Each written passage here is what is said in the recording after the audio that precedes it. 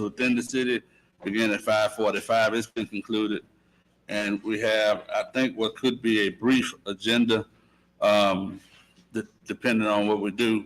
But one of the first things we have, Ms. Ruthies Pride was told to come back tonight, the last time she was here. And so that's item 6B, Ruthies Pride Library Proposal. Mr. Valley, before we do that, I would like to request we make an amendment to the agenda. Sure. I'd like to amend the agenda to include the most recent audit report. It's on there. Where? I didn't see I it. thought it's on the city clerk. See, city clerk 1B, audit 2023 and 24. I don't see it on my copy. You don't see it what? I don't see it on my copy. I don't see it on my copy. Is it on? Yeah.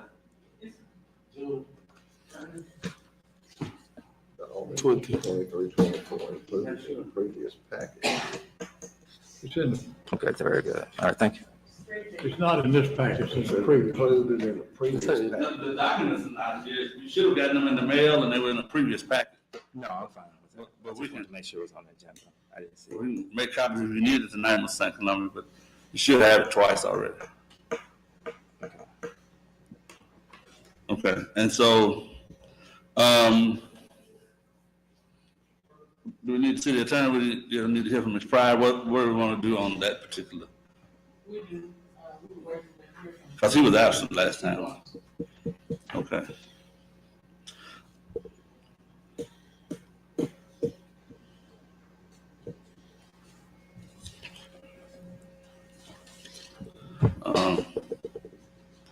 All right, so while we wait on the city attorney, Ms. Pride, we'll go to something else and come back. The fire department asked us to approve a couple of purchases. I'm trying to see, they're on pages 9 and 10. If you could turn over to page 9 and 10. This is equipment that the fire department needs. If you'll see, it says Zoll AED, plus with the soft carrying case. Comes with the initial set of adult pads and batteries, and it's got a mobile rescue system 4-pack.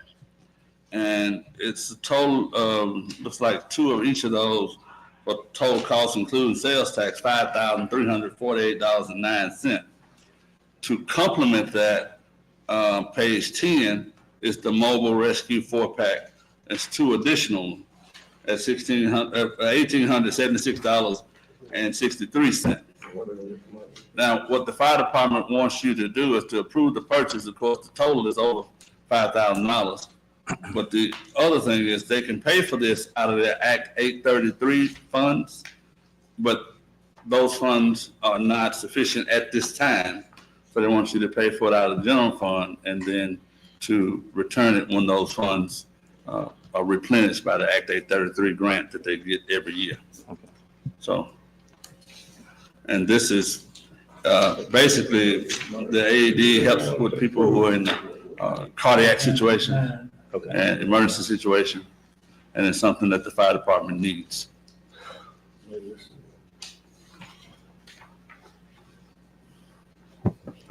So we could have, if we have much to approve those 2 purchases and the methodology in terms of paying for with general funds and then reimbursing the general fund when the Act 833 funds are available. Ms. Davis moved to pay these invoices printed. Is there a second?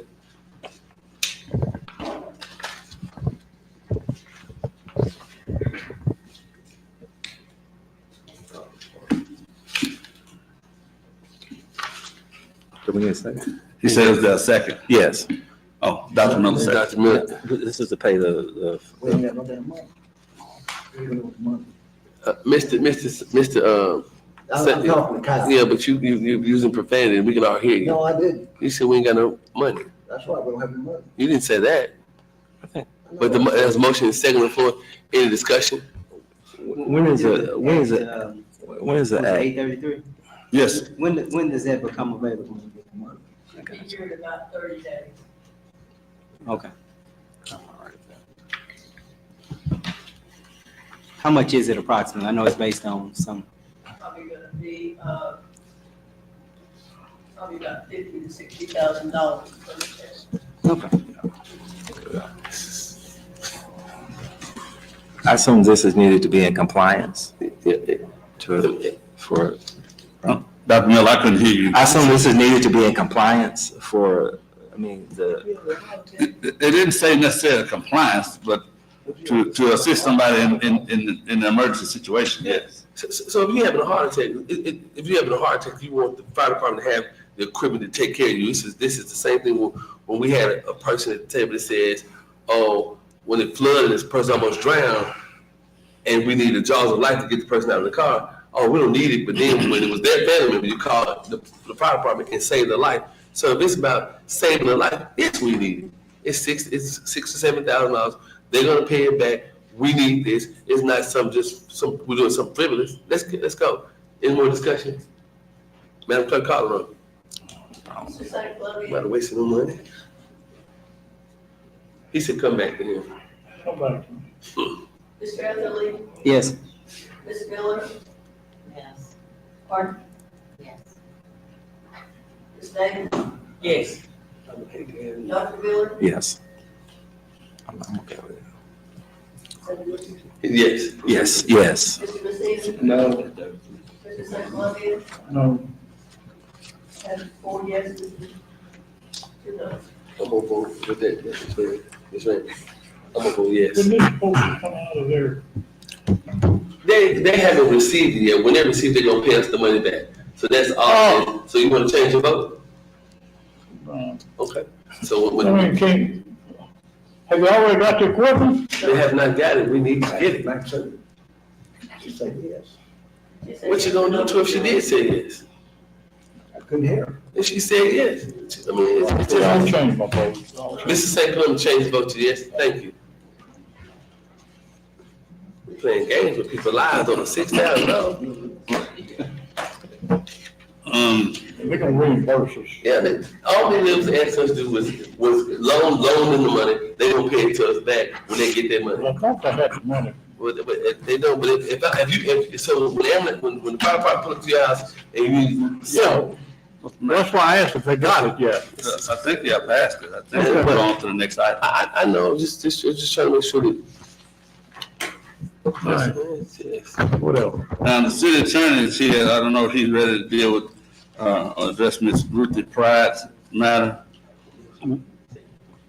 Okay, what is Ms. Price matter? At the last council meeting, and then at 2 or 3 weeks before that, Ms. Pride made a presentation, and I'm going to cut across the field, so if I leave out any details, I'm not trying to skip them, I'm just trying to give them the synopsis. That she's got a nonprofit, and she's going to do a program that's good for the community, good for children. She wants access to the West Helena Public Library building through some method that the city would have to approve, whether it's through a dollar purchase or whatever it was. I don't know the exact details, but the question was, what can the city do under those circumstances? And they wanted the city attorney to opine on that, but we'll ask Ms. Pride if she would just further illuminate her circumstances so that you can.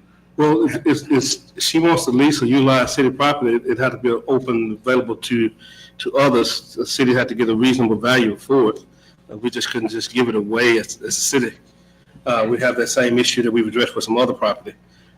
So as relates to a lease, the city would have to look at getting some value for it and giving more individuals the right to lease it. Okay, I think the other thing was she considered a purchase of the building, and the building is in, as I understand it, in bad shape. It's been stripped from the inside by vandals. It would have to be appraised and give the general public opportunity to purchase it too. Like a bid? Yes, I could bid it out. Yes. We haven't had it appraised in St. Clement. No, I don't know what the value of it. But the issue is we can't, as a city, give away property. The other issue is you want to make sure that you treat everybody fairly, because all of us have ownership in the building. That's the same theory behind immunity, is that the city is immune because you're suing yourself. because you have ownership in the streets and et cetera, and your tax dollars pay for it. And so other citizens would have the opportunity to get so. That's the advice I've given on the armory several times and other things that we need to have, make sure that we treat all citizens equally.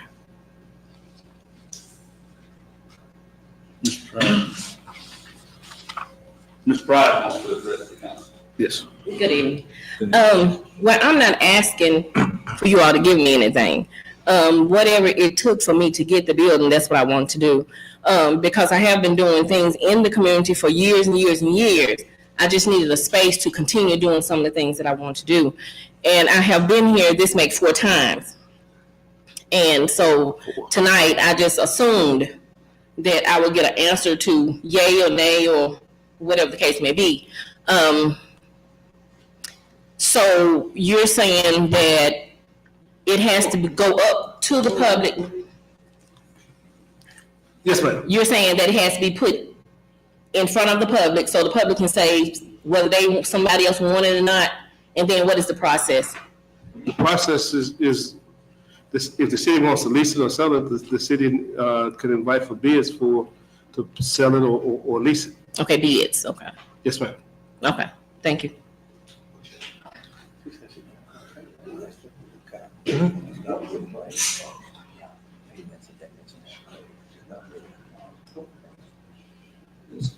Did I understand you say you're gonna have it appraised? Is that what? No, I said the city would need to have it appraised. I'm not gonna have it appraised, but to answer your question, the city can have it appraised.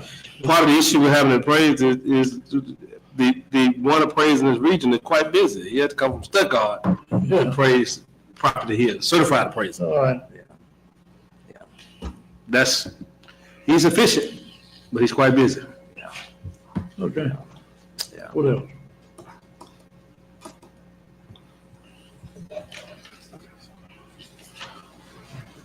All right. So is there any action to be taken on Ms. Pride tonight?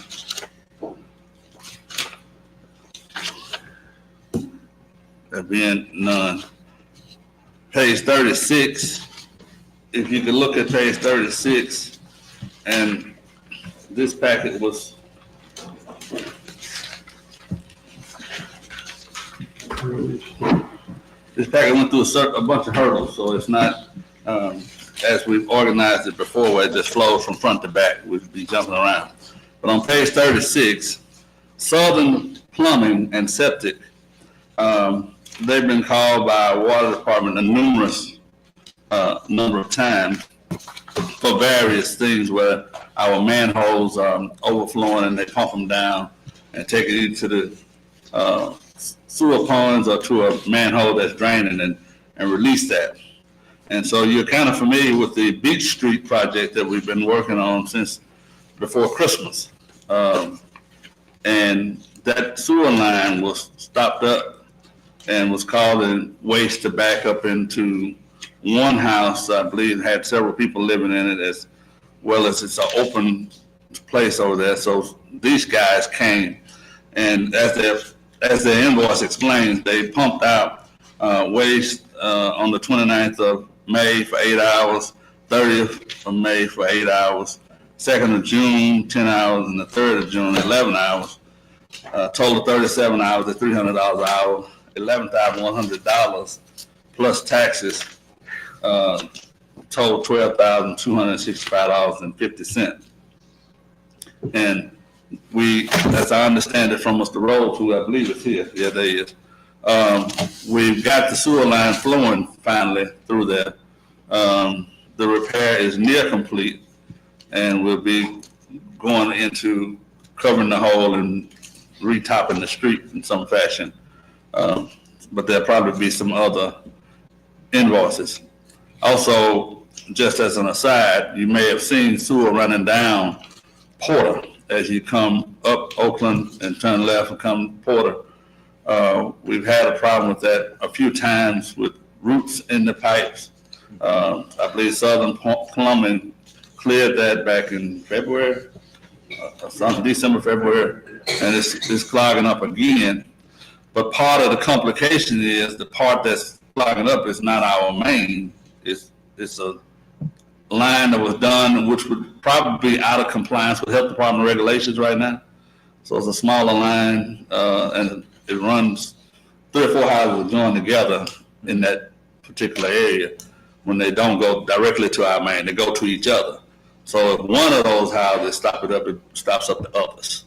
And so we got one lady in particular at the end of that line that's having backup. And so she opened her clean out, and it flows out of her clean out onto the ground down the street. And that's kind of what you see happening there. We're going to have to address that as best as the experts tell us to, whether it's busting up that whole line or whatever we have to do to stop that. We can't have that happening on a continual basis. We do anticipate trying to get some temporary relief soon, but it's probably going to be temporary because it keeps recurring. And so this bill, just to get you back on this one, it was for the Beach Street stuff. And so we'd like for you to approve the payment of Southern Plumbing and Septic in the amount of $12,265.50. This come out of the fund for the water company. The water company will pay this bill themselves. Yeah, not our general fund. This is not general fund. The water department has not, as I understand it, taken any general funds for any expense since January of this year when the new rates kicked in. And the water department, as I understand it, has consistently paid in full the sanitation fees that they've collected for the city of Helena-West. And there's another company or two that they've been paying their sanitation fees to as well. With the new water rates, you'd think they'd had enough money to take care of it. There's more money, and they're using it as they should be. Yes, sir. Yeah. Yes, sir. Because you do understand, your water rate was a break-even rate, and you took a 2-year phase in, so you're not quite at the point of break-even until you finish your phase in. So, but we are better off than we were before those rates were adjusted. The Yes, water sir. company you pay that bill. Yes, sir, the water company will if you approve it. Yes, sir.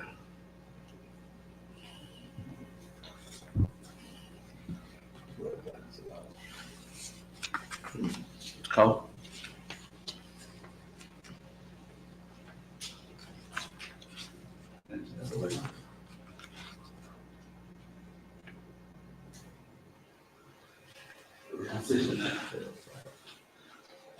I put it on 71. How many days do they want? All right, what's the pleasure of the council? Any desire to pay this or move on to something else? It looks like we got a choice. Really? No, we don't.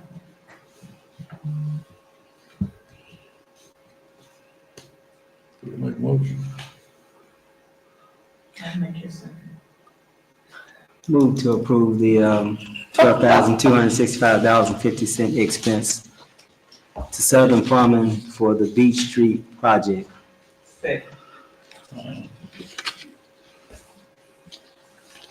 Mr. Edley, Oh, will I'm sorry, you? Vince. Motion by me, second by Davis. Is there any discussion? I do have one question, and I might have missed this. How far is the Beach Street project away from completion? Mr. Rose can better illuminate that, but I believe we've gotten the blockage cleared and the pipe installed, and we're gonna have to fill it in with dirt and cover it. Within the next few weeks, we'll have this. Yeah. Any other discussion? If not, Madam Clerk, would you call the roll, please? Ms. Davis? Yes. Mr. St. Columbia? Yes. Mr. Dr. Miller? Yes. Mr. Messina? Yes. Mr. Etherly? Yes. Ms. Miller? Yes. 6 yes. Motion passes.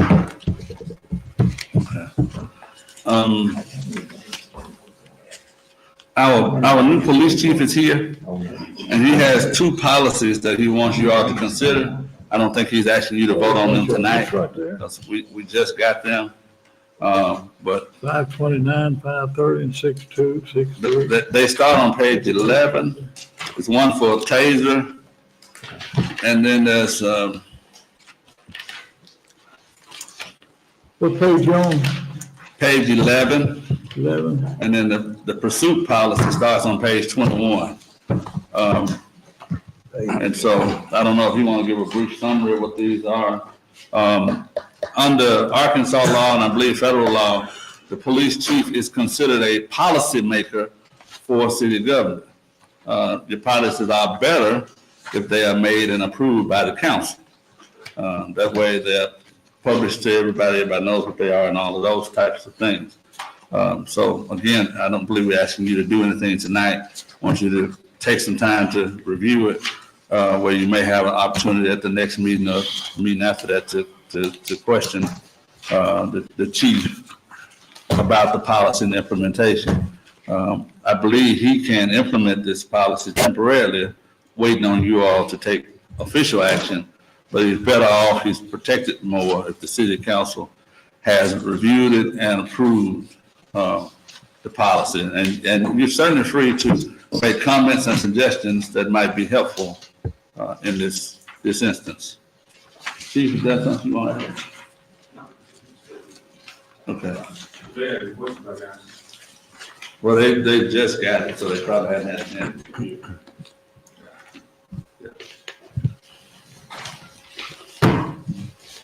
But Chief, if you will, since you're standing here, tell the city council what level of success you've had in making some changes within the department. Have you been able to recruit any officers, or what you've been able to do? I'm sure they'd like to hear something like that. Within my first week, I've hired 3 officers, 1 certified, 2 uncertified. We've implemented our cash systems in our unit where we're running. Tell them what that is. The cash system is mobilized. It's a mobilized workstation for the officers. They're able to write warnings, citations, run ACIC. We can get upfront information right in our police units, right on the spot. What does the unit look like? Is it a computer? It is a computer with a printer, scanners. It's 21st century technology, as I said in my introduction to you guys last meeting. Yes, it is. How so? We have mobile hotspots that you guys approved when I did the grant for the public safety equipment grant. And that's also where the tasers come from. We didn't have a taser policy, so that's why I'm bringing it to you guys, because we have quite a bit of money sitting in the closet because we don't have a taser policy. So I suggest you guys, all you guys, I believe, have my contact information if you have any questions about the policies. I reached out to the city attorney. He's reviewed them. I think they're going to be good for the department. Do you have any information on the ops grant and where we are with that? I currently do not. I was looking into it today, actually, and I'll school myself up on that here soon. If I can, Chief, Miss Mills is still working. I think that we'll start to see some money here shortly with that. So she is still working to draw money down from there. So he's new, so him and her will be collaborating on that to get that money pushed out. Thank you. Thank you. Chief, also, Mr. Apple, Chief, He's not leaving. before he stay there. Also tell him about your citations, how you all are, your ticket writing has picked up in the last. The guys I set a vision. The guys are buying into the vision. There's a better presence. I actually received a phone call today saying the officers they just have better smiles. They're just seem happy at this point. So the ticket writing is not. We don't base I don't base the policing based off ticket writing. I based it on lives we can change. We give those without a voice. Those that don't feel safe, we make them feel safe. So I just feel like we're off to a good start, and we'll see where this thing goes.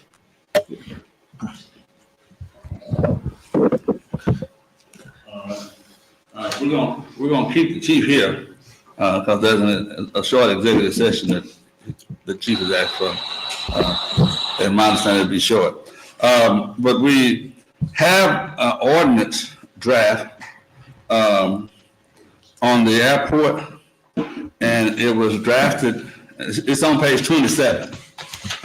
It was drafted 5 following an email, and I don't know if you've been privy to that email, but there was a visit by the mayor with the league, and somehow, almost simultaneously, there was an email sent to the league by the city attorney with questions about the airport and airport commission.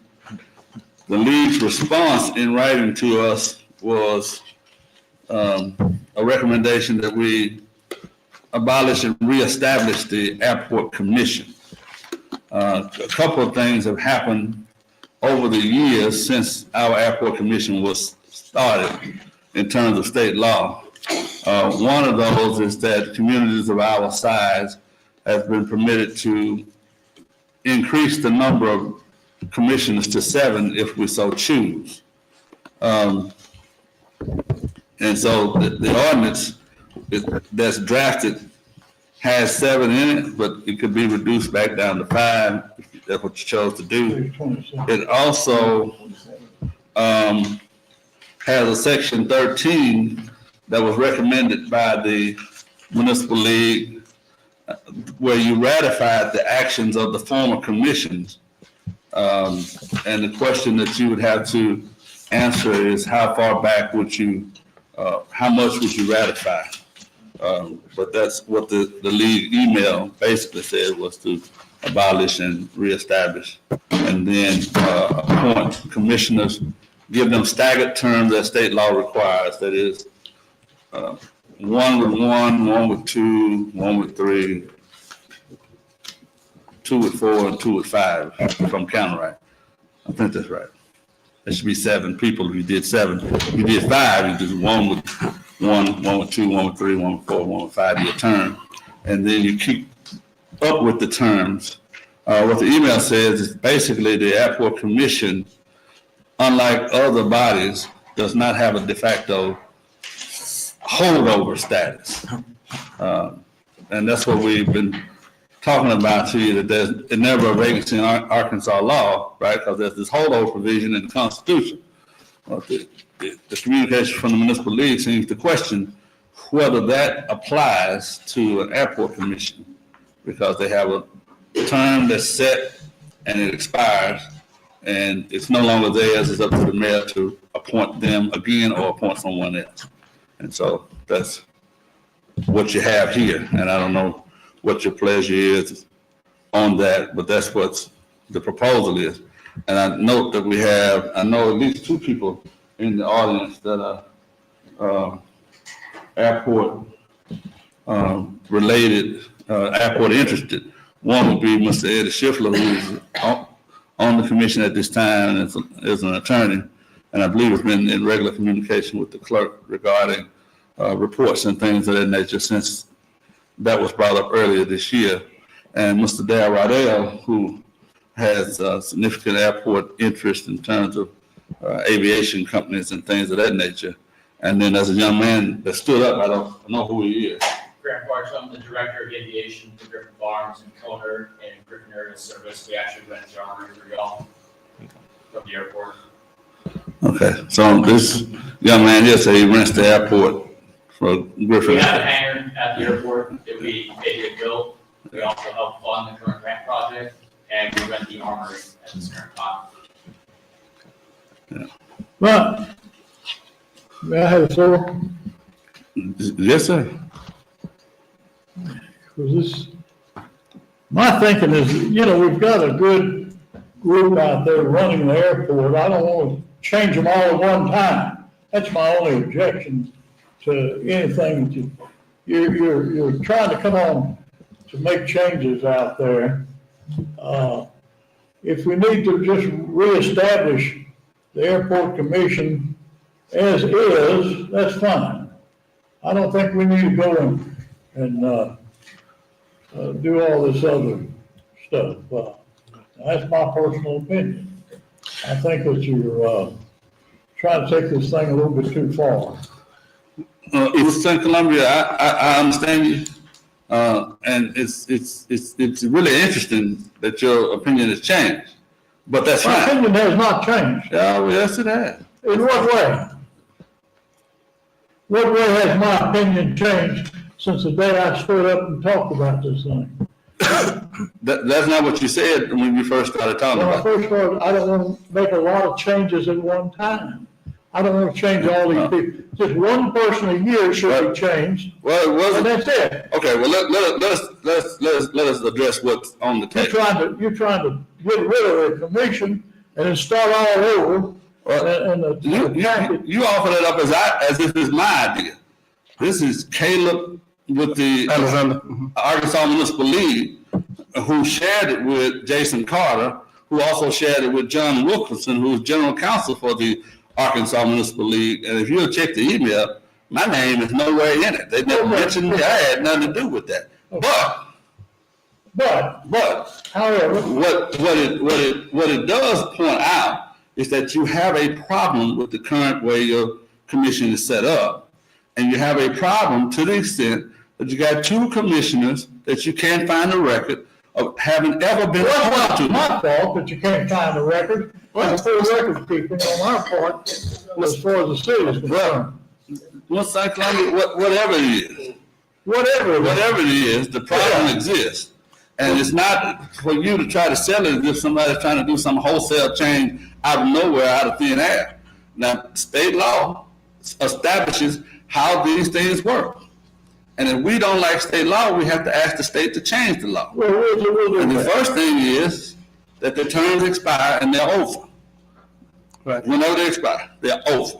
The second thing is the mayor appoints, the council confirms. And if the council wants to Just one person per year. Not everybody. whatever the number is, whatever it is, the mayor appoints. That's what the One statute says. person per year is the way it has been. Well, when they first formed it, he didn't appoint one person per year. They appointed all five of them. Excuse me, but maybe that's the way it should have been, but that's not what this body has done. Have you been on the commission a long time? How long have you been on the commission, sir? I was on the State Aeronautics Commission for 25 years. Okay. We have him come to the mic. Mr. Rydell, will you come to the mic? You've been on the commission for 25 years? He said the state. Why haven't you kept up with the records? He said the State Aeronautics Commission, that's what he said. He said the State Aeronautics Commission. Aeronautics. If you'll let me speak, Okay.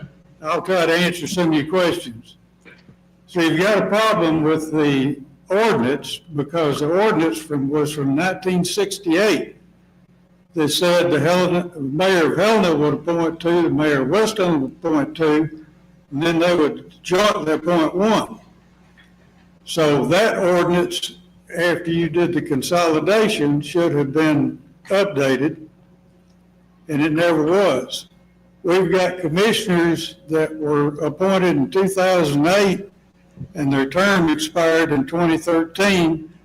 You've got a couple that you can't find a record that they were ever put on.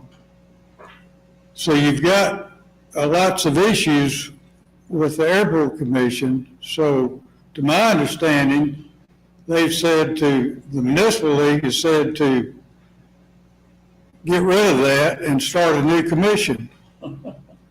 It's up to the mayor to appoint and up to the council to approve the commissioners.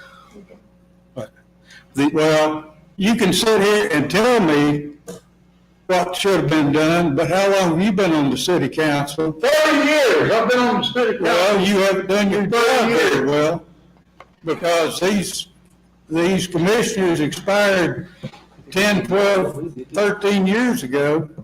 Yeah. And never got either replaced or reappointed. Here's the thing, if I may. Yes, you may. The genesis that started with the discussion between Mr. St. Columbia and the mayor. And then he tried to start appointing. Then you all requested, I told you that the person probably could be a holdover. I called Mr. Alexander, and he was gonna give an opinion, and then we didn't discuss it anymore. The mayor was in Little Rock, he went by and he visited with Mr. Alexander, who is. I've been working on this for a while, trying to get these people off of here, I know that. I haven't been working trying to get anybody off. Somebody has been. Mr. St. Columbia, if you would just listen. Mr. St. Columbia, will you please just listen? And so the issue, Mr. Simpson called me a couple of times, and I emailed the Municipal League. Mr. Lee gave an opinion, and first thing they said is that I was wrong about the issue of holdover, said it only applied to elected officials and that the airport commission was not a holdover position. Their term ended and they ended in that moment and they didn't have authority to act beyond the 5 years. That's what Caleb Alexander said. If you go back, that's not the opinion I gave you. But Mr. League is saying that their term ended. They went through this whole discussion, and what they addressed in the last line of the email, you are confirming. What they said in the last line of the email is that the mayor and the council need to work together and stop fighting over the issue. The mayor appoints, the council affirms. I have no problem with that as long as we reappoint the same one. Well, you don't We have the knowledge of everything that goes on. But the issue is, your duty is to confirm it's the mayor's selection. Okay. And so that's. Let's move on. May I have an opportunity to speak regarding that? Yes, hold on just a second. But the issue is relating to what Mr. League's email is saying is that the council needs to just reestablish. Y'all can reappoint some of the same people if the mayor so chooses. But nobody gets appointed at this point without the mayor's nomination. You don't nominate. And nobody gets confirmed without you all confirming it. And so the issue with their concern is, don't turn this into a bigger issue than it is. That the mayor and the council work together and work through it. Work together and get it done. Okay. Okay. I interrupted Mr. Roddy. I yield back to you. Thank you very much. I would like to see this body work together, not oppose each other, and do what the municipal league recommended, and let the mayor make his nominations, and the council approve his nominations, and move on, because there's a lot of other business the city has to deal with. Thank you very much. The gentleman in the rear wanted to address the body. Yes, sir. And before he comes, you come on. Part of the reason for adding two is so you all can find some common ground. Well, can I add something right quick before he speaks? Is the airport commission, based upon what the municipal league said, do we have an airport commission? You say some fell off, they don't, that those positions don't just roll over. So do you most effectively even have? Mr. Turner, what they're saying is. We got the Borough Monday appointed in the last 5 years. Other than that, no. And their issue is they want an ordinance to be passed, because if any action is filed, it's going to be filed, and they'll be a part of trying to pay anything that's potential damages and anything. They would like to reconstitute the commission and possibly expand it if that's what the council needs to do to get past an impasse, and to ratify actions so that those who had, under law, you have two different types of authority. You have de jure, which means you have lawful; de facto means you have factual. But the question that they have, if you're not a holdover, even whether you even have de facto authority or based on you serving in a position, but it's usually rooted in you having some authority under the law. And that's usually based on being a holdover. But they're saying the holdover doctrine may not even apply. In other words, because they're not elected officials, they don't know if they would have the same protection as elected officials holding over into a position. I know that's a lengthy answer, but in short, they're saying remedy the issue, reestablish the commission. If you need to expand it to 7 in order to get past the impasse, do that, but do something to get past the impasse. I want to say something.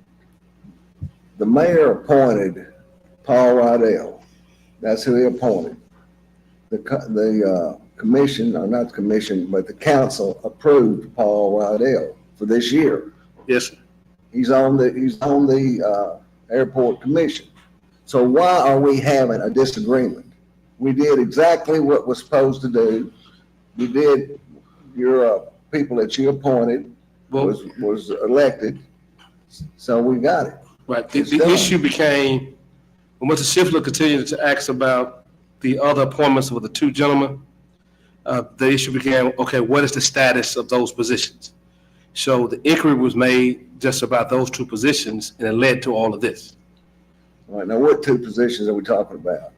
You had Both brothers and Joe Howe. right. All right, now Buff Brothers was removed and Paul Rydell took his place. Right. Okay. Now you have someone else that's not qualified, not supposed to be on the commission. Well, there was no public record that Ms. Ramsey could find that Mr. Howard was appointed. But the issue further, what Ms. League is saying, even if there was a public record, his term has expired because he would have been a holdover from Helena was what was told to the body. But 5 years later, his term would have ended and he would have no authority to act according to the opinion for the Municipal League. So in 2010, he would have lost authority to act. So if we dismantle the whole entire airport commission, then that's everybody, right? Well, Including the what- ones that were just. What you would be doing is passing the placed. ordinance and abolishing and reestablishing at the same time. Okay, you so would that have means everybody would go, including the new appointees? Not necessarily. Yes, the practical is the old would go away, the new would be implemented, but the new would have all the names on it already, is what I'm saying. The mayor would be nominating and you all would be approving. You would do 2 documents. Right. And the same night that you would be abolishing, the same night you would be appointing a new slate of people. Okay, and so where is this email from the Municipal League? Did we get that? Is that what you said? I thought that I forwarded it to you all, but I can forward it to you. The email. The email. I don't know. I that forwarded it to seen Ms. Schiffler tonight. Mr. Shipman, I have a copy of it. that. Why can't, I think we should probably revisit this maybe the next meeting. Right, it's just for discussion tonight. It's Yeah. not for you to adopt. This just says draft on it. Yeah. Yes, sir. I'm sorry, man. Oh, are you guys good? Okay. I want to agree with Mr. Rydell, though, that we definitely need to find a way to work together to solve this. And it's important, and thank you again for getting the vehicles out of the armory. That's been hugely beneficial to us. Mayor Franklin assisted us in doing that. We had all the old squad cars and everything that was sitting out there. So really happy that that's been moved out of our way for operations at the armory. The biggest focus, I think, is making sure we have people of aviation background on this council for the Airport Commission, because there are regulations, FAA for the federal, we got state, everything else like that. The current folks that are on it right now have done a great job. They always find a way to find money for the airport. They keep it up and running. We've invested in the airport. Mr. Rydell's invested in the airport. We recently put up a brand new hangar. Then we took leftover funds that we had from that hangar project. And again, with the airport, we were able to find the match for the state to go ahead and do a ramp project. So we are putting money out of our own pockets into this airport. And so it makes me nervous when I hear people about disbanding and appointing people, et cetera, that may or may not have the aviation experience required to see this airport move forward in a good way. So I would just put cause to considering to just disbanding everybody that y'all have that have currently done a great job, whether they were appointed, not appointed, past their term, whatever. These guys have done a really phenomenal job at keeping the airport up and running. And if you look around the city, or if you look around the country, you will see a story of airports that go away all the time. And once they're gone, they're gone. That's it. You're not getting it back. So right now, this is your doorstep to your community. And when you got hunters coming in to spend money in your community, you got Griffin Farms coming out here and spending money. We're ramping up drone agricultural operations and spraying. We're trying to bring more jobs to the community. It's a good paying job on top of it. Mayor Franklin and I discussed that already. And I think something else that right now we have to worry about was conflict of interest. Okay, what we got now, we got an airport commissioner that he has a business on the field. Is that a conflict of interest? Is he going to do good for the airport? I don't know. That's what remains to be seen. So who are we implementing? Who's on there? And are they really doing it for the airport and the community? Or are they out there doing it for themselves? Things to think about. And who are you going to find in this community that has this aviation experience and dealing with the state and dealing with the feds? I mean, it's not nearly as simple as everybody seems to make it out to be. Oh, we'll just get rid of these guys and we'll bring in a whole fresh crew and it'll be fine. It won't be. It happens all the time. Came out of Southeast Iowa, was where I was living. More than enough grief going on with the small airports and communities up there trying to find the funding. So I would just definitely reconsider this whole disbanding idea and just take a breath on it And it sounds great to appoint people, but I look at your current guidance and what you guys have right now, and look at how good of a job they've kept done keeping this airport afloat and alive in a community that doesn't have a lot of aviation going on. It really does not, but they've managed to find a way. So it's my two cents on it. You know, obviously we've discussed it a little bit, and I appreciate you taking the time to do that with me. That's definitely really wonderful, and just, I think what you guys have right now at the airport is a really good thing going, and they keep finding money for it, and it's not a city problem. And when the city takes over airports like that, it generally becomes a pretty big problem, and it doesn't always go the way that everybody thinks it's going to. Thank you. No, before you say, I'm gonna say something. The thing that bothers me more than anything with all this is for the mayor has the right to appoint. It's up to you all to approve. The league, the people around the table said, I want to hear an opinion from the municipal league. I want to hear an opinion from the municipal league. You got people who want to say what they want to say. And yeah, I ain't with all that. This meeting is broadcast all over the world. You got people coming with an agenda. I don't have one. Just trying to make hell in the bed. I'm 43 years old, and I've never been to the airport until the last 5 years. Luther Suter came through here. Many of our kids don't know there's an airport. Many of our kids don't know we had a golf course. This community is still. I saw something tonight I've never seen. A bunch of folks come in and tell you they don't want you in that part of their community. And when they got through saying what they said, they got up and walked out. And I see some folks around this table still in the 1950s, still in the 50s. And we're in the new millennium and still got some of the same issues we have that we're going to continue to have. If I don't agree with some of the people at the table, that's an issue. That's why Helena is the way it is. And now it's time for a change. That's why I made an implement with getting a new chief, some younger, fresher, so we can see. That's why the people elected me as mayor to make these decisions for the city.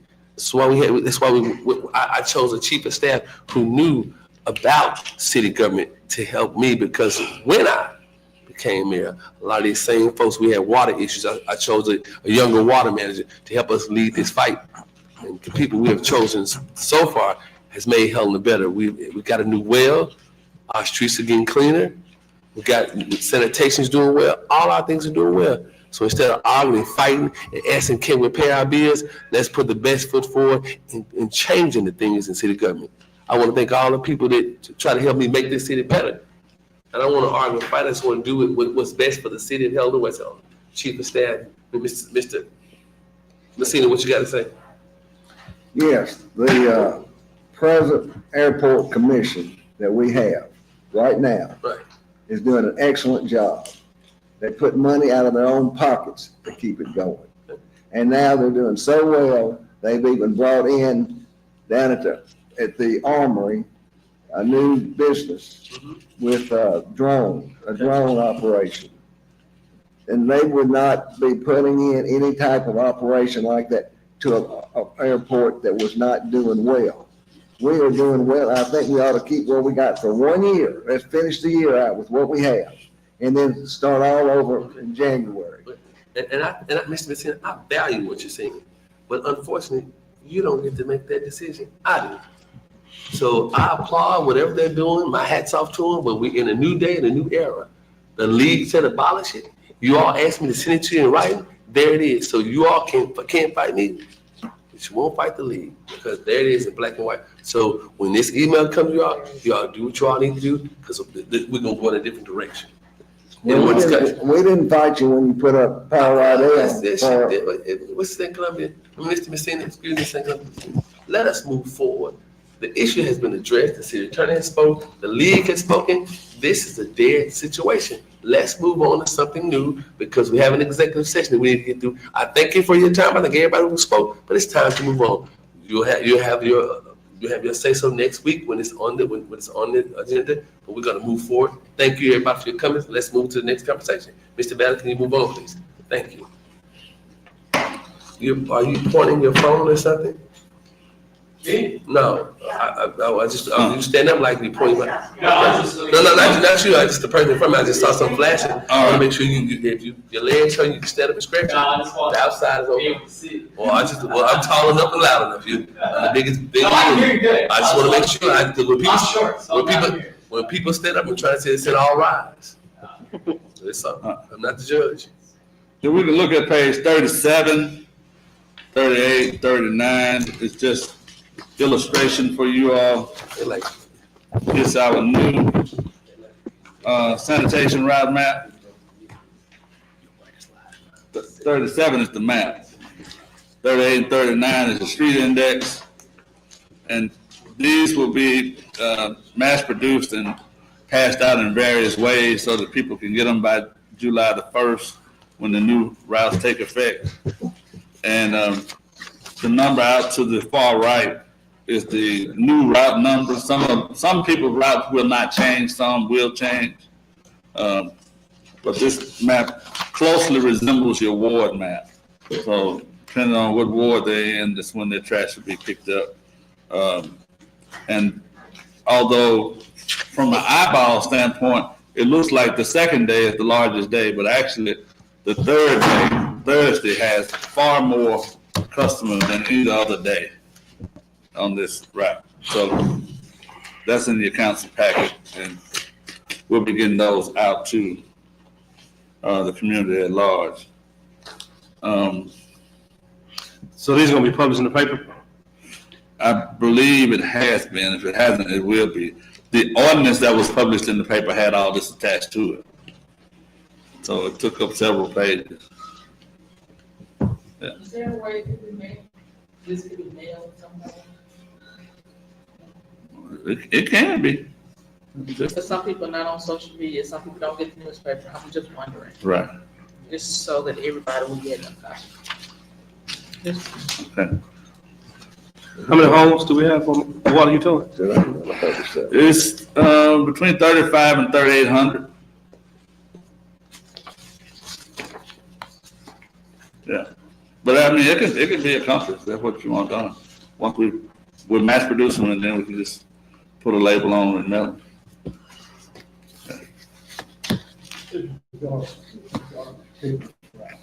Yeah. What Okay. page is that? Third. I don't have that. Before we get too far gone, there was a request for us to address the audit, right? And is this the time that you all want to go into the audit discussion and addressing those things? And address the audit, the law is clear that we must not only have it presented in the meeting, you must address it that the council has actually reviewed the audit. And so at this point, I don't know, Ms. Anthony, the mayor stepped out, so I will yield to you. I mean, I thought we had already discussed that. A few. I thought we did at the finance meeting. I know people ask questions about it, the different issues, but No, I think I was thinking we were gonna address the meeting. The Joint Audit Commission and the Audit findings. Commission, okay. and the findings and that sort of thing. Is it in the, it's not in the packet, is it? I don't know, we got the packet so late, I don't know what's in it. Do we need to do it at a different meeting, I guess, so everybody might have a prepared issue that you want to talk about? Or do you want to do it now? I think we should probably set a meeting maybe for next Tuesday and address that and have that be the only thing on the agenda. Everybody available? Is that okay with y'all? Can y'all do that?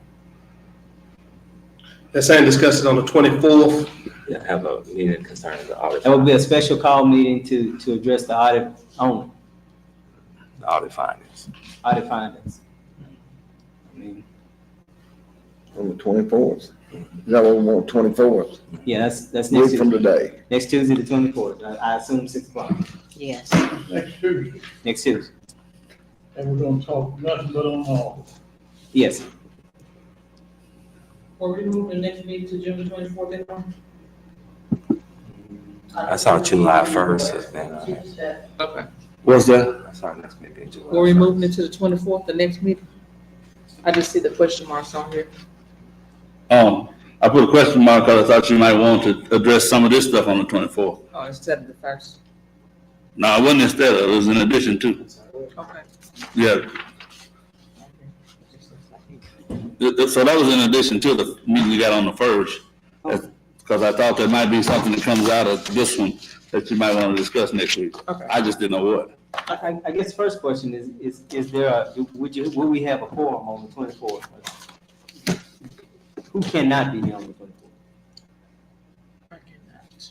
Okay. That's next Tuesday. That's next Tuesday. Yeah, I'll be here next. Joe can't be here next Tuesday. Yeah, I'll be here next Tuesday. I'll be here. Okay. All right. Ms. Davis says she cannot, I can be here, so that's fine, that's cool. Okay.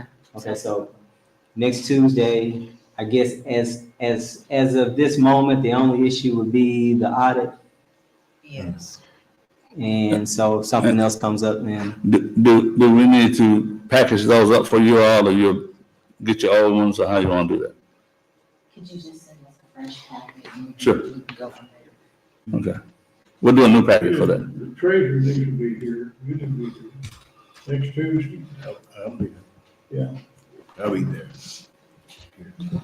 Are we gonna have a packet? We'll do, that's what I just asked. We'll do a packet with only the information that you're requesting at this point. That's the audit. Okay, And we'll do both of them. It's two audits. We had them in a package previous, so it's not hard for us to put it together for you. all right. Next section. Yeah, I got you. okay. So that'll take care of that. We'll meet at next Tuesday, the 24th at 6 o'clock to address the audit. All right. And Chief of Staff will make sure we get a copy of the audit in the packet. Did I miss anything? No. Nothing, okay. Next item on the agenda, and I think you were skipping around, so I just let you keep on. I don't know where you were on. Oh, well, do you want to go, Mayor? We got ordinance permitting comp time. Is there any interest in dealing with comp time? Okay. Are we through with everything?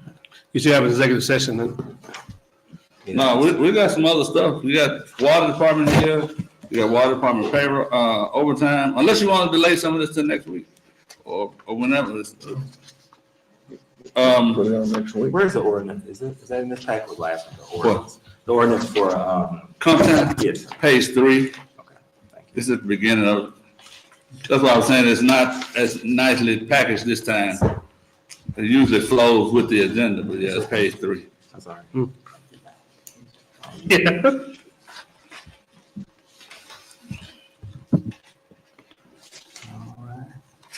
I wanted to ask a question about the comp time. Yes. Because I've asked a few people about it. Okay, help me to understand. I know there's a portion in there where it was said it'd be paid at time and a half. Yeah, take this water business up next Okay. week. But I thought the whole purpose of comp time was to avoid paying time and a half and overtime. I mean, I could see if like they did comp time and it was on a holiday or something like that. But I mean, it seems like we're just kind of defeating the purpose. No. So when you say pay and what I'm hearing in pay is two different things. So you saying pay with money. On comp time, you pay with time. So instead of paying them cash, you give them time and a half off work. So if they work 3 hours overtime, then they get 4.5 hours off, but their regular pay. So let's say like we had somebody who would come in and sit in this meeting in place of the clerk for 2 hours.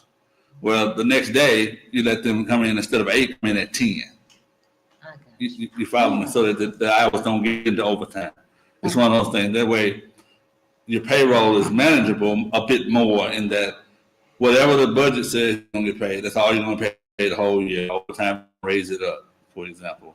And the other thing that I used, and I didn't mean to offend anybody, but they don't use overtime as a backdoor pay raise. Because comp time, nobody's interested in working a whole lot of time so they can get time off. You know, they will work the time so they can get more money. You see what I'm saying? So it takes away kind of that incentive.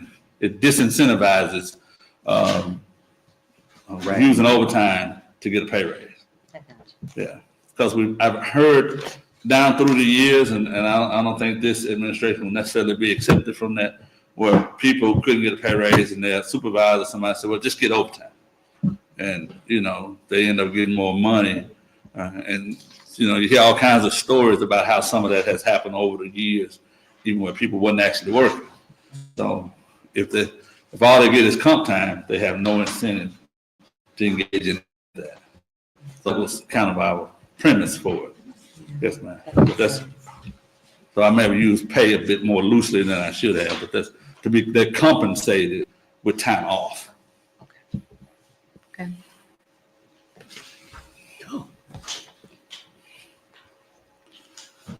There's an item on the agenda, distributing dozer repair invoice.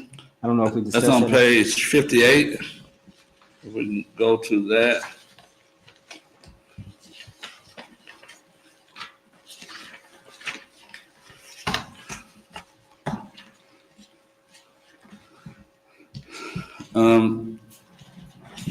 This dozer stopped working.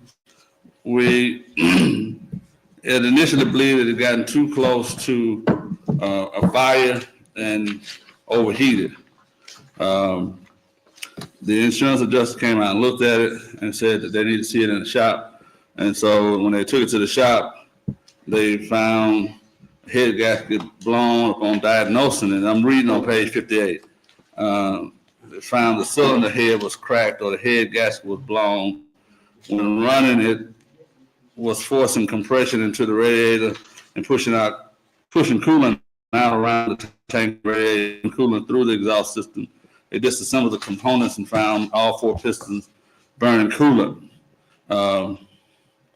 And they went on through that. They started to seize in the cylinder liners, inspected the head gasket and the cylinder. They could not locate any evidence that the head gasket was blown, which means that the head was cracked. They connected the service advisor, pulled the codes, and it had several coolant temp extremely high and engine derate code. And so the insurance is paying nothing on this, Sandy? Yeah. And so to repair it, the estimate for parts and labor on page 60, $49,067.13.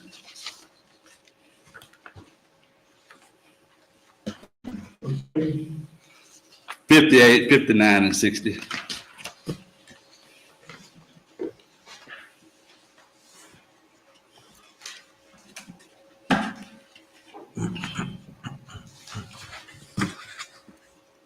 Okay, this is not landfill, this is street fund, right? I didn't hear you. You said this is from the street, this is the dozer used in the streets, right? Not at the landfill or? No, it's not the landfill. It may have been used at the landfill at some point in the past, but no, it had been moved from there.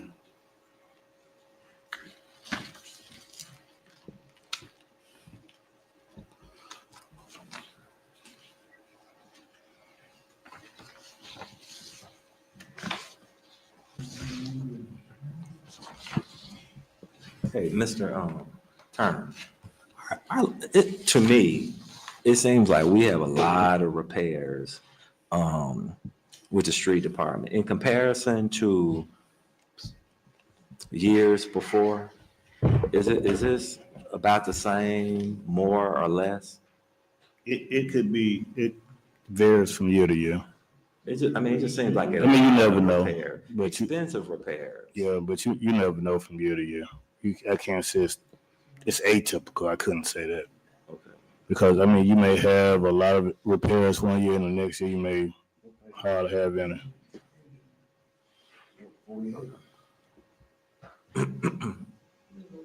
And I keep asking this over and over again. I never really get an answer. Like with the street department, do they get any type of training on the equipment? Well, the answer I gave you the last time, I think is the best one that I can give you. that when you get either a new person or new equipment, there is an orientation to it. Yes. They are taught in terms of operation, but from a maintenance standpoint, they're taught what the maintenance things are that they are to check, that they do like with the CDL drivers, Right. a pre-use inspection. Yes, sir. And so they have to make sure the machines are greased, that they got proper fluid, whether it's oil, radiator fluid, or whatever it is that goes in them. They check the diesel, because of course you can't take these things to the gas station. Right. So they have to make sure they got fuel. And they look for any damage that may have occurred when it was used by someone else, so that they can document that it's damaged and it's not their responsibility. I believe they've started to use forms that they track in the sanitation and street department on this type of stuff. But they started that, I believe, with the brand new equipment that you just bought this year. I don't know that they've been doing that over the years before then. And so some of the damages that have occurred, as particularly with this dozer, you've had several users, but the users were experienced users. And so it's something that should not have happened, even with the novice, but it has. And I don't know if that's totally lack of maintenance or if that's some other freak thing that happened. I don't know, because at one point they thought it was a hole in the radiator, and perhaps that would seep down and they fill it with water. One of those things where people try to make do as opposed to getting it fixed, when it should have been just shut down and completely repaired at that point. We had, for example, on the Batwing mower, guy was riding it and he said it was vibrating, right? So he got off and took it back to the shop. The next day, the experienced rider got on it and cut with it, right? Said the vibration was really nothing. And then a U-joint broke. And that's probably the screws that probably backed out, and then it broke. It wasn't something you can just see, but just the difference in the different riders. One said he feeling the vibrations, so he stopped it and asked the mechanics and others to look at it. And then they cleared it to go back out, and the guy goes out and the U-joint broke. So it's one of those things. But that one guy's judgment was it doesn't need to run because it's vibrating. The other guy, well, the vibration ain't bad. And then it broke. So we got some difficult situations in terms of hurting our crew. Of course, we have pared it down some, so you got more experienced people who have remained. But I'm hoping that we can get to a point where we don't have these problems. That's the 3 trucks or 4 trucks that's in the shop. Those are not necessarily because of poor maintenance as much as it is they were old vehicles. And I think the mayor went to the bank again today and they told him to come back. But there's some information in your packet on those. I don't know, somewhat changed the subject, but not intentionally, but the city treasurer says that you can't finance it the way that the mayor is attempting to finance it. So that's going to be something for you all in the city attorney to hash out. He says that you can pledge property taxes, not revenues. And so that's kind of in your packet, a little bit disjointed, but it's in here, that information, if I remember right. Well, as it relates to this invoice, is it safe to say we can pass this at this level, at this cost? We can pass that and take that up at some time in the future? Is it safe for me to say that? Does anybody want to address the invoice? The Dozier on page 58, going once, going twice? Let's move on to the next agenda. All right. So next, the city attorney's out the room, but I got Act 833 on, Act 313 on here for city attorney to discuss with you all. But we got the water department overtime report starting at page 30. Okay. And of course, we have our water superintendent in the audience. And if they're packed up as I anticipate that they are, we did the first quarter on your first 2 sheets, that's 30 and 31. And then we did April on the next 2 sheets. And then we did May on the next 2 sheets. And it's by person and it has a description of their position beneath their names.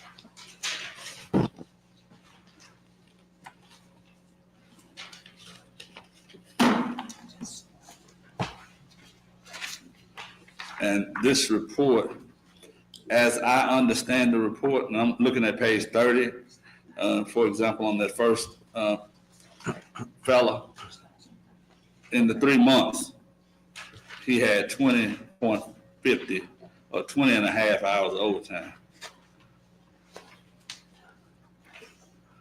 But if you come down a couple, those guys had much more overtime. Then, as I've described for you in terms of the office, you see the fourth person on that list had 10 hours in 3 months. So it's about 3 hours a month overtime. And that generally deals with getting the bills out or something of that sort. There's another office person, a few people down, had 7 hours for 3 months.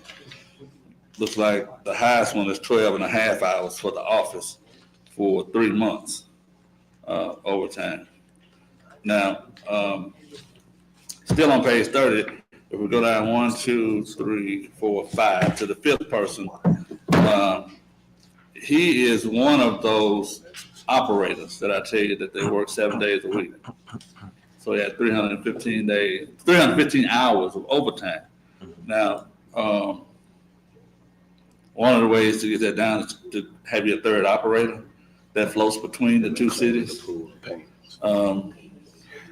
which I think is perhaps one of our goals.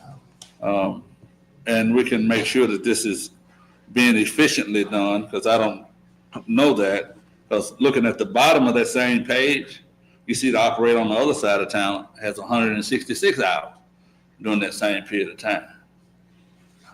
At the bottom of page 30. So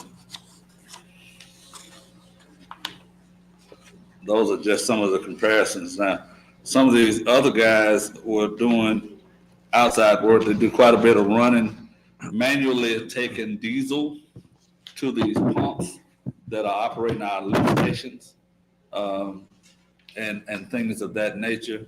But I believe we've cut back, and of course we have to look at the other reports, but I believe we cut back on overtime. First quarter versus April and then May.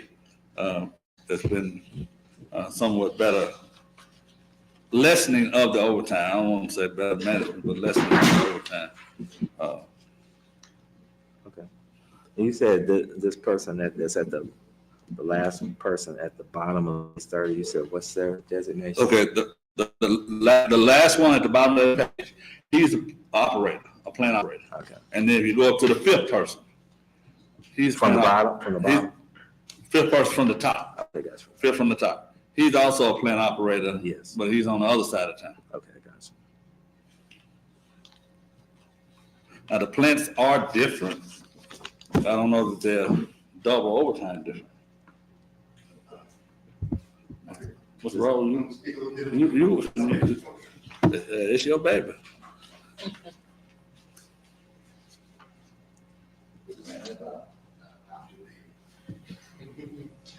Okay, good evening. Just to speak a little bit on this overtime and the difference that you're seeing with one plant operator from the other is primarily issue based. We have I don't have that in front of me, but just to kind of go, okay, a little bit of what's happening. Let's see. Right, got Oscar here. Okay, right. Okay. So, especially with the, let's say the fifth person from the top, the plant operator, there's been a increased amount of issues that's been happening in the Helena system with power outages, booster stations going down, filters getting stuck open, etc. And so when this is happening, it's mostly in the evenings and on the weekends. That's what I'm noticing. It's just not.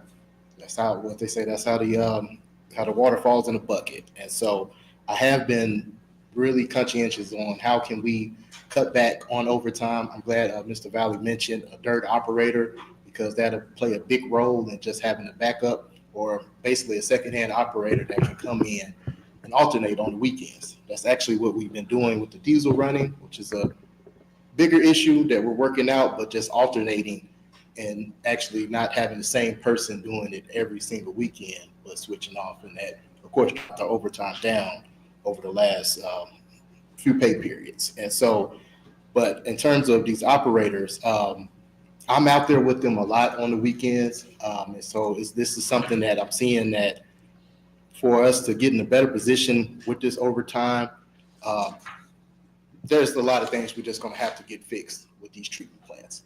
And so right now it's Helena, but it could easily shift back to West Helena, and we'll see the other plant operator time increase when it comes to that, happening. And so I'm also always asking both plant operators constantly in the evening, what's the tank levels, what's happening with the clear wells, what's going on with the backwashing process. And so we can pretty much, in a sense, prevent certain things happening that we can control outside of power outages and things like that over the weekends and in the evenings as well. And so that's just a little bit more in-depth explanation of why we're seeing what we're seeing, definitely with the time difference between the both plant operators.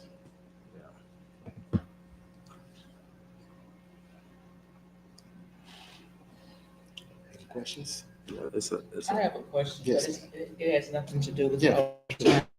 I've noticed that a lot of leaks Yes. lately. Can you address that?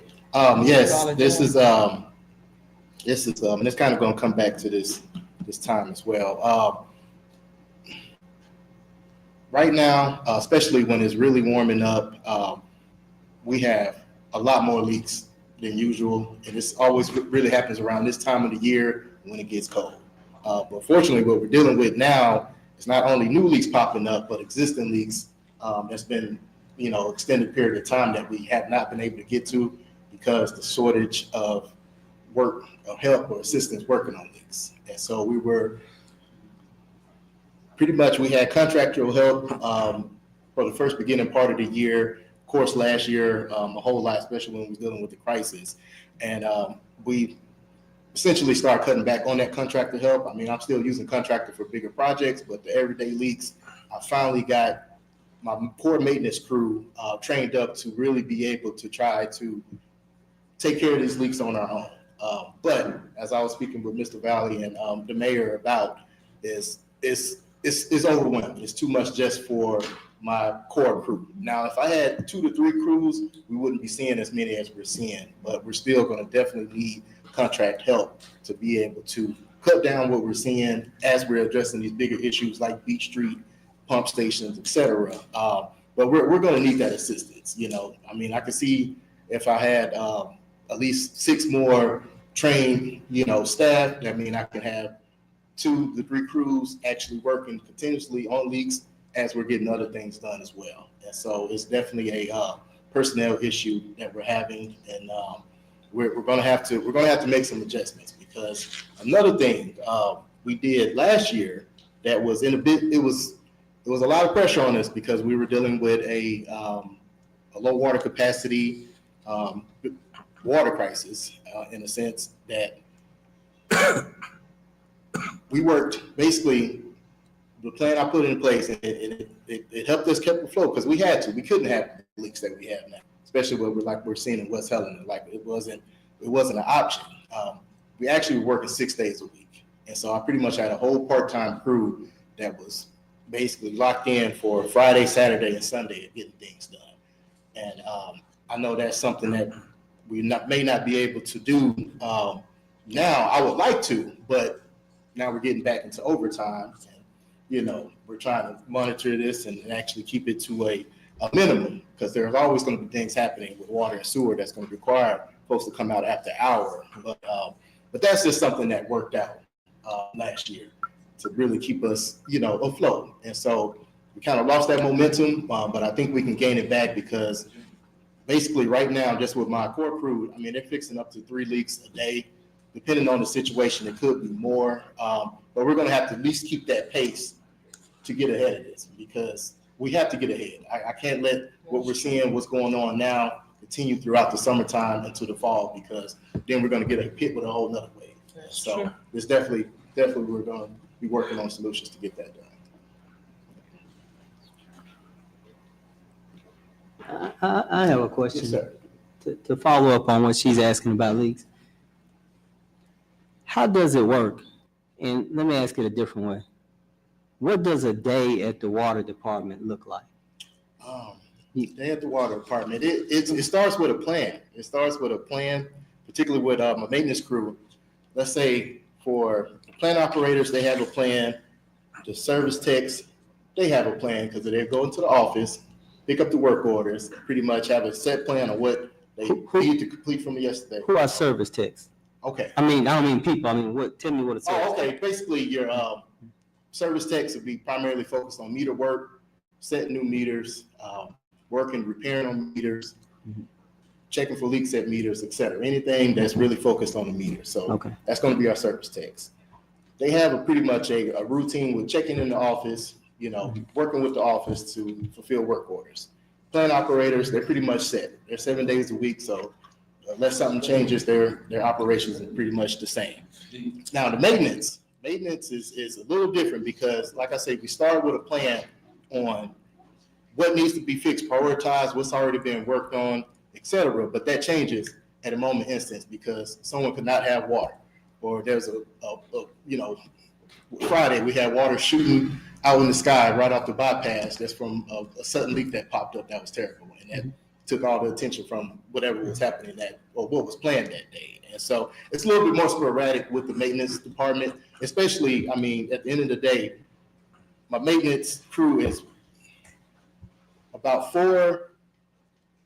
we really don't have our part-time guys right now, but it's about 4 to 5 individuals that's just working on maintenance, covering 3 systems and wastewater. And so I kind of split that down the middle to where I have focus on the pump stations throughout the day. So we're cutting back on that overtime. And then my other side of that maintenance crew is working on leaks or supporting the service techs as well, because that's another thing. We have a lot of issues with the service meters and all of those initiatives that require maintenance support as well, and that's kind of going outside of everything I'm doing to support what's happening at the plant, the maintenance, and the service techs, and locates as well. And so all of this is kind of happening at the same time, which puts a lot on the maintenance crew that I'm asking to at least get 3 leaks or even more done a day so we can make progress. Okay, so so you got 4 or 5 people, where they are during the daytime? For the most part, yes. Okay.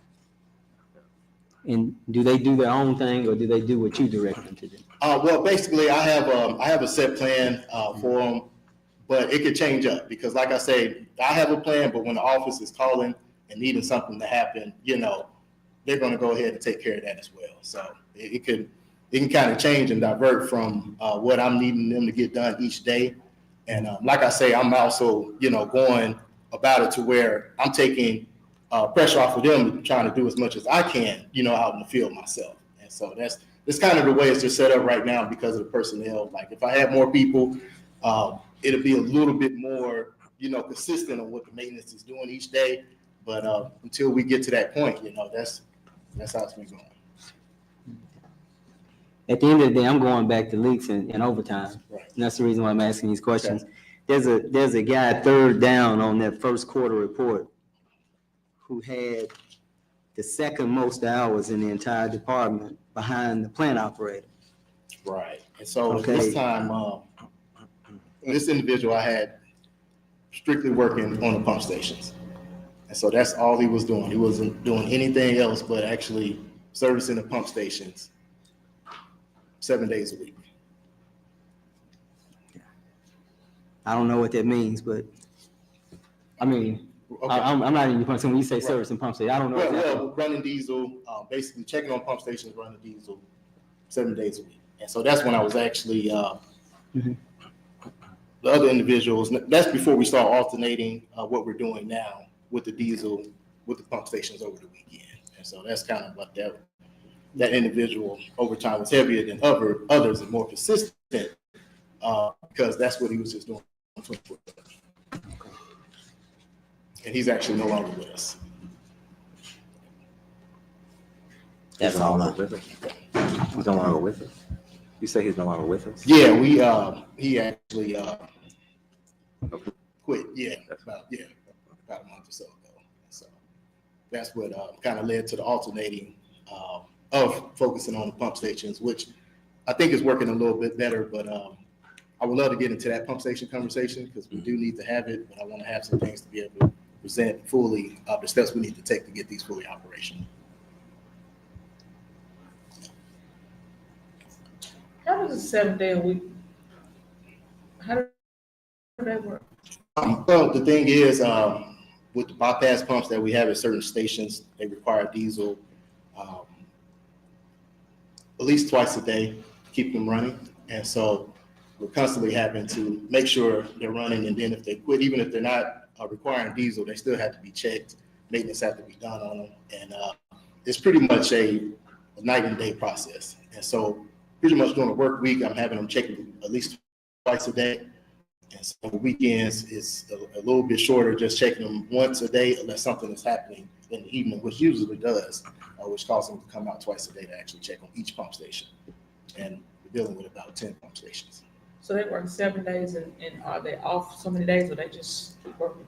Well, working through, and that's what Mr. Dunn mentioned about this one individual. He was actually working all the way through 7 days. And I mean, and that for anybody, regardless of overtime or not, is strenuous. You know, even with the plant operators are dealing with it as well, especially when we're having constant issues. And so that's something that that's make sure we're having folks spreading this between, you know, these employees that's able to get out there. One way that was done when I actually first started working for the water department, each maintenance and service techs, they each had a pump station that they would actually focus on. So everybody was assigned one pump station instead of it just being all in 1 or 2 or 3 individuals, you know. But we had more capacity back then to be able to do that. And so it's something that is definitely it's tough. It's tough because that is a constant thing. And then longest it's not a day we can go, almost just like the plants, it's not a day we can go without checking on this pump station. I mean, as soon as it happens, you know, we have some of the issues I know you all been hearing about. And it's always in the evening. It's overnight, just like with the water system. It's overnight when something falls down. I mean, not fall down, but when something stops running, and now we got sewage backing up so quick it's going into apartments, you know. And so it can be nerve-wracking, but my goal is to not have it on one individual. They're reliable, you know. It has to be a team all the time. Thank you. Mr. Dunn, I hope I answered your questions. You did. I mean, look, I try not to hide my hand. Right. I see numbers that don't look right to me. And I don't know what these people do, and I don't know if people watch them to see what they do. I mean, I've heard all kinds of stories about people just being out. The mayor used to follow people around when he was on the city council. And I told him a couple weeks ago, I said, I think I took up your job because I see trucks going through town and going in directions that don't seem like, you know, Helena-West. And I'm like, where's that truck going? I told him, I said, where's this truck that goes out of town every morning? And I see things like that, and we're in a payroll crunch. And so my patience is kind of thin on overtime. I make no bones about that. I know people are abusing it. I think Mr. Valley tried to softball it when he was up there talking about, you know, he didn't want to offend anybody. I didn't care about offending anybody. I know what's happening. I can see it. It doesn't make sense when I see it on paper. And so I don't want you to think I'm asking every department head that comes up from here on out. I'm asking, do you know where your people are? Right. Because I mean, during the daytime, we got people getting astronomical hours, but you don't always see them, don't always see the results of the work. If a person works 900 hours in 3 months, there's a certain work product that should be produced that you should be able to show me. That should be a room full of paper after 900 hours in 3 months. I doubt we can find that. If a person works all of this time, there should be some tangible results. And I don't see it in what we produce. And so, I mean, it's just, we don't have money like this. And so I'm kind of direct about what I'm asking when I say, do you know where your people are? Do you know what they're doing? Can you account for them? Because I think the department heads also have to be responsible for making sure that these people are not milking the clock. 6 people riding in a truck so that somebody can wait to do work. That was talked about at the previous meeting. We just can't afford to have stuff like that happen. And if we have people who cannot carry their load, then we need to let them go. There's plenty of people who want a job, who will take the job for the amount that it pays and the benefits. And I think we have to be more serious about what we're doing on a day-to-day basis. That's me, I'm not on the ground, so I don't know what they do. That's why I'm kind of honest about it. I don't know what that person does or whatever. I'm just looking at numbers. But the administrators have to manage the work and the numbers at the same time. And so I hope to see that happen. I don't have the power to make it happen, but I saw a truck early one Saturday morning, so I jumped in a different vehicle, and they went down here and got some fuel. So I got on the opposite side of the road. And lo and behold, they went straight down into that industrial park. Down there in the industrial park, there is a bypass pump. Now, what we need to invest in is some kind of container, because you fill a 5-gallon jug up with diesel, and one tank holds more diesel than that. So I sit there and watched the guy cuss with the jug. He was mad because it was like, he said, I got to come back. So he had to write some on a piece of paper that it took him this time. So I hit that NORAC and I go down there. And it's like, it's some of our folks, I'm following them. And if you ain't doing any work, I'm sending you home. I understand what y'all are saying. We should be getting more than what we're getting, and we're trying to. But I'm not letting folks just ride the clock. It's the water department and some of these streets. That toting that gas. If you look at the back of that gas truck, it's got nothing but dust on the back of it because they're going down a dirt road. Some of your sewer stations, they way off. One is over here in North Helena. You got several of them. There's one out there by Miller. You got 2 bypass pumps, so you got to go out there and fill that one. What I do is, Mayor, I try to ride around and get the chief of staff me to ride around and see. Now, when we had this tree that fell in the middle of the road, that was me and the fire department. So I'm out trying to see what our folks are doing, and some of these folks, really, they just walking off the job. It's hot. I mean, you asking the person, you can't get, we got some positions to advertise in the water department. You can't Mr. Messina, wake up. Mr. Messina. Good sleep. But we have to make sure that our folks are being paid and working. I'm not paying folks to sit around. I got on my tractor and I cut down the street because right now you can't. Right now, it's limbs on the side of the road. You can't get in the landfill when it's wet. So we have to dump on the ground. What I advise anybody to come do, see what your city employees do, because right now when the rain get heavy rain, we have to dump the trash on the ground. Our folks got to get there with the knuckle boom truck, pick it up, put it in something, then take it to the landfill when it's dry. So when we see some hours, everybody has a different thing. The water leak out there on the bypass. We had the power was out when the tree fell on the transformer, and people in hell didn't have any water. Had to tell them what was going on. It's a lot of things. And if you follow the mayor's Facebook page, me and the chief of staff gonna make sure we tell you what's going on, because hey, we don't want anybody getting a free check. Hey, I don't get one. And I understand that, but see, you name specific instances, and during those specific times, you can attach people's overtime to events. Right. We can say, we know we had overtime because this thing happened, because that thing happened. If there's overtime, for example, like in the police department, we can say, well, we know we had these things specifically that happened, and people had to be out during these periods of time. If it's in the street, we know we had a problem over here and we had people out. Right. But what we saw through the first quarter was like, it wasn't attached to any event. It was normal. It was just regular. It was just people getting astronomical hours just because they were on the clock. And so That's the thing that we can't continue, and that's what I'm talking about. I'm not talking about specific events. I'm talking about just this unbridled, get some overtime, the backdoor pay raise thing that's been going on for some time. Then, we have not had that. Well, So we gonna talk about that because we brought back, we're not there anymore. So we can talk about that some other time, but right now, we're showing what we're doing. Because once it's brought, hey, this is on paper, we ain't there no more. So so now I'm more aggressive and following up to the lead to see what's going on. See, I can't change yesterday, but I can change it tomorrow. So that's why we're on the ground following our workers. That's why they know Mr. Rosen know him out. If I see a truck park, I'm gonna park beside it and wait till you come out. Because I want to see what's going on. We ain't got no business there. We ain't got no business there. We're not gonna be there. So that's what that is. So with those days, what happened in the past, we move forward. And to speak with that, it's not like we said, we can't afford for a milk and a clock, or if anything, it's more concerned with what's happening in those regular hours during the daytime. But with overtime, I think the thing we are missing is that everything has to be documented. It has to be written down what you're actually doing with this overtime to get the overtime approved. And definitely with the support of the mayor in the valley, they're out all the time. And if they're out, I'm out, but I'm out actually where they're supposed to be. Like you said, the work has to be, it has to be the result of the work that we see.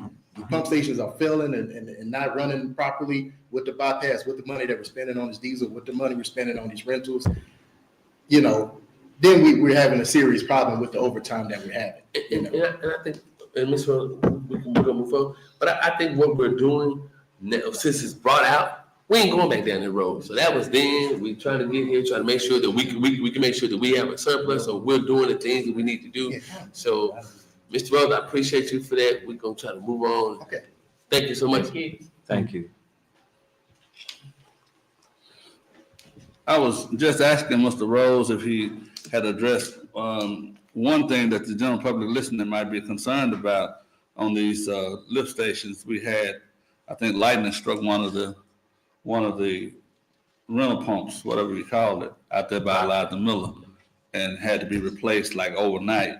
And then the replacement failed too, because I know there was some Facebook posts about waste running over and all of that. And of course, in that instance, we were doing as best we could. Lightning struck the first one, and then they replaced it with one, and it failed. And then as soon as we could, we got another one in place. And it's just a constant work to keep these stations going. But it is doable. So that was water department. I don't have my glasses on. I want the mayor at some point to take a moment to address the council and the general public about this. You may have seen it on Facebook, but we were invited, let me give it to you. We were invited to a luncheon at the Philip Thompson House, sponsored by the Phillips County Community College of the University of Arkansas. Mr. Pinchback was there, Mr. Joe St. Columbia Jr., Miss Quattlebaum, first name started with M. She was present, as well as Art Gentry and Mr. Kenneth Elliott, and several of the local business people were present. And part of the presentation, Mary, you can hold that up so they can zoom in on it and see. Go and zoom in on that a little closer. That PCC Workforce Training Center, those of us who are old enough would call it the Kroger building, where Kroger grocery store was. They're going to convert that. It became Hayes or some other grocery store later. They're going to convert that to a workforce training center at a cost of about $8 million. And they're going to use it to train people in CDL, welding, HVAC, and other electrical and plumbing type stuff that our local businesses need to expand on our local economy, get people out of high school ready to go to work, or people who come to college ready to go to work, so they'll be workforce ready. The second diagram or rendering from the architect shows kind of how they intend to use the building. And I guess after the meeting, you can look at that a little bit more closely, but it has the designations that they intend to do. And, they're already doing CDL, and it's going really well. Yes. Cosmetology is going really well and other stuff, but the cosmetology would not be in that building. Right. But I'm just saying they got some careers where people can become entrepreneurs. Some of them straight out of high school. Right. And so they're going to work better coordination with all of the schools to do the concurrent credit where students can graduate high school with not only the credit, but some with associate degrees. And so I said I'm going to let the mayor do it, but I guess I did all the talking. Mayor, did you have anything to add? I mean, it was NORAG, Harfinger, BPS, a lot of the brain coming over here. Yeah. I can't pronounce their name. Yeah. Viserion. Yeah. I don't know how to pronounce it. Forgive me, but it's Viserion brain. They're back in the back of Hanks Lane over Right. there. I think that what the college is showing, that they really want to work with the community, and I think they were, the fascinating part about it, they're going to try to work with high school students as well. So I think that it shows that we're moving in the right direction with that, and local business was there to buy into this, and I think that they were excited about it. It was a nice luncheon. Mr. Joe St. Columbia Jr., Miss Monica Quattlebaum, Mr. Gentry. It was just nice to see those, Mr. Denson, all those people on the workforce trying to get young folks to come together and get us to buy in on that. And I think if we all just look around, that everybody's trying to play a hand in getting this community where it should be. And my hat's off to the college, and I'm looking to support and help the college in any way I can to make this a success in our community. You sat next to somebody, you didn't mention them. To your right. What? John Edwards. Oh! I was on your left. Yeah, I mean, it was a rough day. I sat next to the director of the Port Authority. He was there, and he offered his support as well. Thank you, Mr. Valley. Yes, sir.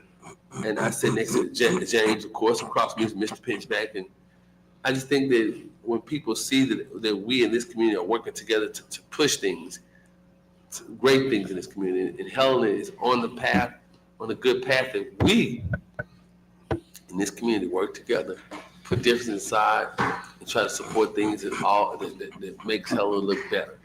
And my hat's off to the college, and like I said before, I'm willing to work with Dr. All right, so thank you, Mr. Mayor. We got about 8 minutes, and we got 3 things we need to do. I said, So let's cut across the field. We might still turn to cut across the field. That is, I'm just trying to keep you on schedule. So the police department has a budget request on page 54 through 56 that Mr. Turner prepared. This is to implement what you had passed in your base pay ordinance. Sure want to shush me. I wasn't trying to shush you. I'm just trying to keep the train moving. Don't throw me out like that. 54. Yes, sir.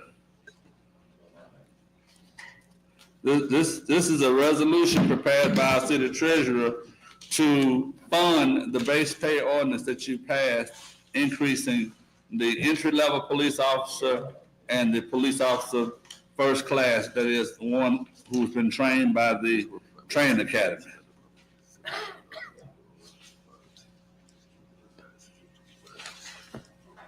Can we really do this until we get the cops money in? It's up to the council when you do that. So. What you all previously said, until you get to the 11, it wouldn't kick in. Chief Miller talked to you all about getting to a total of 11 hires. And I think what Chief Sanders just said is he's hired 1 or 2, you said 11 full-time. And I think you're still quite a ways from that. You said, yeah. 3. Yeah. So that'll be 6, you would need 5 more. Okay, so that's one. Item 2, Mr. City Attorney, as we're cutting across the field, Act 313 on page 62 through 65. Did you want to illuminate anything out of that? You shared it by email. So, Yes, I shared it by email because many of the planning commission and others have been concerned about it. It was enacted, and it's just FYI, so they can have it. I just gave an email so you could read it.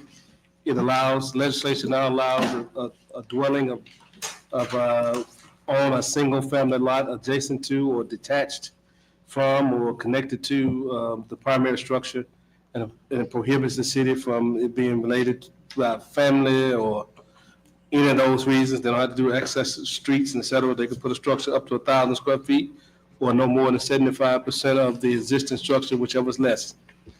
And so that's state law, and I want to give you that, because now you can put a small house beside your house. This isn't a tiny house, but you can put a small house beside your house, and it can have complete kitchen, sanitary, all that.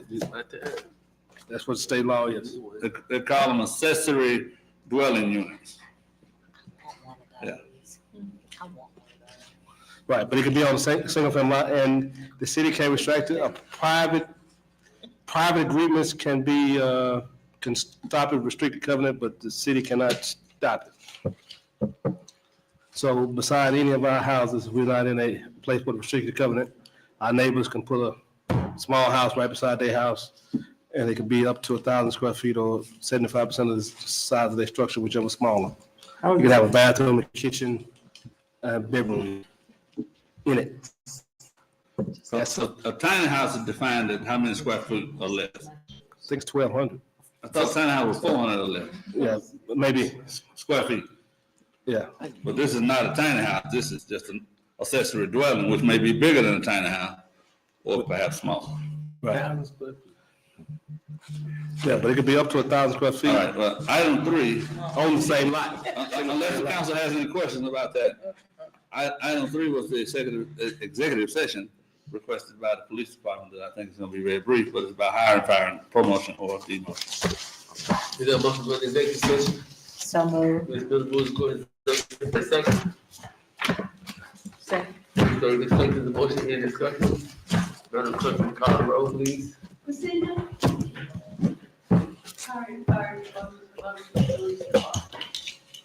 Christina? Dave? Yes. Beverly?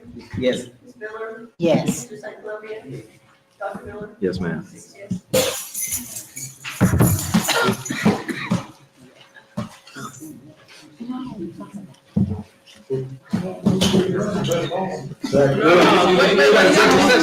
Wait.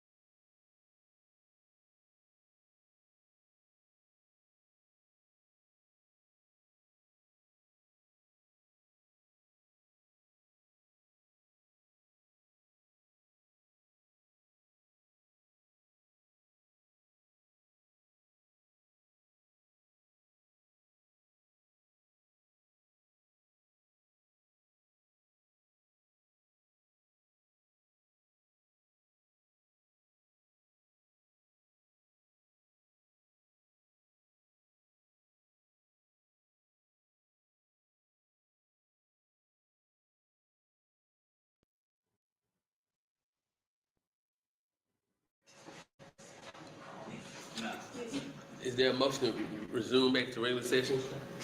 Ms. Davis moved to move into regular session. There's a second. Second. Mrs. Miller moved and we'll come back into regular session. Madam Clerk, can you call the roll, please? Etherly, Yes. Ms. Miller, Yes. Davis, Yes. Dr. Miller, Yes. Mr. Messina. Yes. Mr. St. Columbia is absent. So, Madam Clerk, when there was no action taken, I move we adjourn. Hold on, one little announcement. It's not really little. I know we communicated with y'all that Miss Doris Diane Tyler Johnson passed away. And so since it's the first meeting since, I'd like to ask the general public and the council to keep the family of Miss Tyler Johnson in your prayers. It's my understanding that her 28th June at the PMDD at and repast will follow at that same location. Be buried at Sunset Memorial Gardens at Barton, Arkansas. So let's keep that family in our prayers, please. If you can, if you're not busy with us, all of us try to attend that service. She served us well. And is there a motion to adjourn? Mr. Edwards, y'all have a great night. Thank you for your time.